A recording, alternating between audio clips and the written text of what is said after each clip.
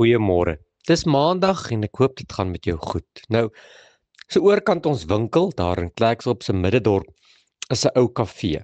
En iets baie interessant gebeur Vrydagoggend daar by die winkel en ek wil dit graag vanmôre met jou deel. Reg oorkant hierdie winkel staan daar nog 'n klomp ou bome in die dorp. Hierdie bome is besig om hulle blare te verloor.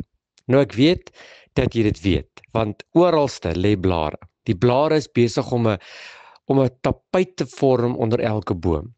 Blare het teen 'n groot tempo afgeval hierdie laaste ruk en oralste waar jy ry is dit goud en geel blare en die mooiste prentjie word vir ons geskilder. Maar ja, blare is probleme. Blare moet opgevee word en blare moet weggery word en blare kan partykeer nogal lelik lyk. Nou, by hierdie winkel, hierdie kafee, sien ek Vrydag 'n interessante ding.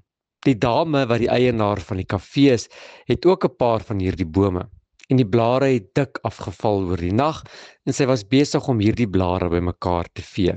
Sy het nogal fliks en vinnig gewerk en ja, daar was sy skoongemaak het dit netjies gelyk en daar het 'n groot hoop blare op mekaar gelê. En iets interessant gebeur.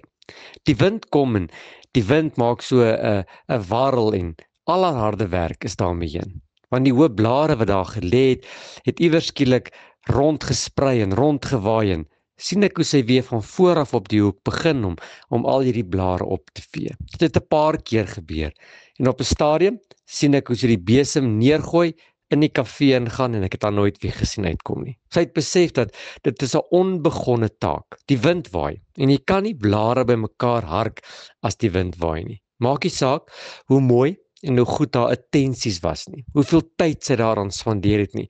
Hoeveel energie daarin gegaan het om die blare op te hark en hoe mooi dit gelyk het daar waar sy dit opgehark het nie. Jy kan eenvoudig nie blare hark as die wind waai nie. En ek leer 'n besonderse les.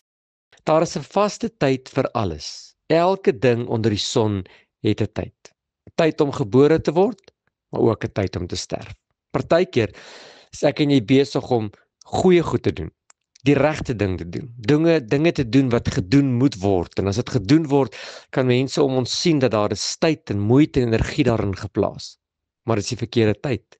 En daarom kom daardie taak en daardie opdrag tot niks. Dis asof jy nie kan vorentoe beweeg nie. Jy het die regte bedoeling, maar die verkeerde tyd. En kan jy met baie moeite en energie aan hierdie projek tyd spandeer. Maar ja, daar kom niks van nie. En ek het vanmôre 'n eenvoudige boodskap.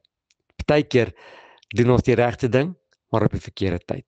En mag die Here ons leer om te kan onderskei wanneer dinge gedoen moet word. Wanneer dinge die regte tyd het om gedoen te word, sodat ons nie baie tyd en baie energie sal spandeer aan goeie dinge op verkeerde tyd nie. Dat ons eerder sal wag vir die regte tyd om die regte dinge te doen. Here, leer ons van tyd.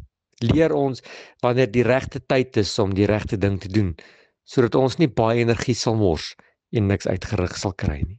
Amen.